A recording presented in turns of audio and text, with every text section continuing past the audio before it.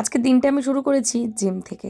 রোজই আমি চেষ্টা করি জিম থেকে দিনটা শুরু করার, কিন্তু ওই ল্যাদ লাগে, তাই মাঝে মাঝে বিকেলেও যাই। তারপর বাড়ি এসে নিজের খাবারটা রেডি করে নিলাম। তারপর এই যে এনেছি একটুখানি খেজুর, সেটাই মা ভরছিল। দেন একটু রান্না করে নিলাম পায়েস। অনেক দিনের দুধ জমা হয়েছে, আর আমার অনেক দিন ধরে ইচ্ছেও করছিল পায়েস খেতে।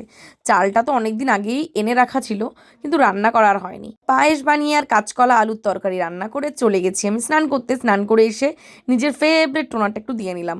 আমি এই টোনারটা অলমোস্ট 2-2.5 বছর ধরে ইউজ করছি, প্লামে niacinamide. Just wow, just wow. অনেক রকম টোনারই আছে মার্কেটে, তবে আমার এটা ভীষণ ভালো লাগে। তারপর ভিজিয়েছি এক গাদা জামা কাপড়, মানে প্রায় 2-3 বালতি। অল্প অল্প করে এনে আমি জামা কাপড়গুলো নেড়ে দিচ্ছিলাম।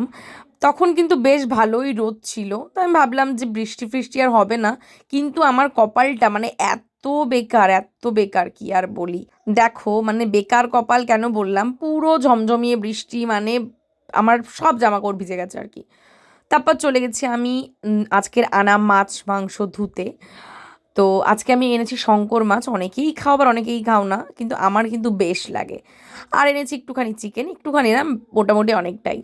তো শঙ্কর মাছটা আমি রান্না করে রাখলাম, আজকের জন্য নয়, কালকে খাবো তাই। তো কালকে আমার যেহেতু একটু একটা জায়গায় যাওয়ার রয়েছে, তো তার জন্য আগে আগে রান্না করে রাখলাম আর কি। আর করে নিচ্ছি চিকেন, তো ঘরেই ছিল, মোটামুটি সব ভেজই ছিল। আর চালটাও আনা ছিল, একটুখানি রাইসও বানিয়ে নিলাম।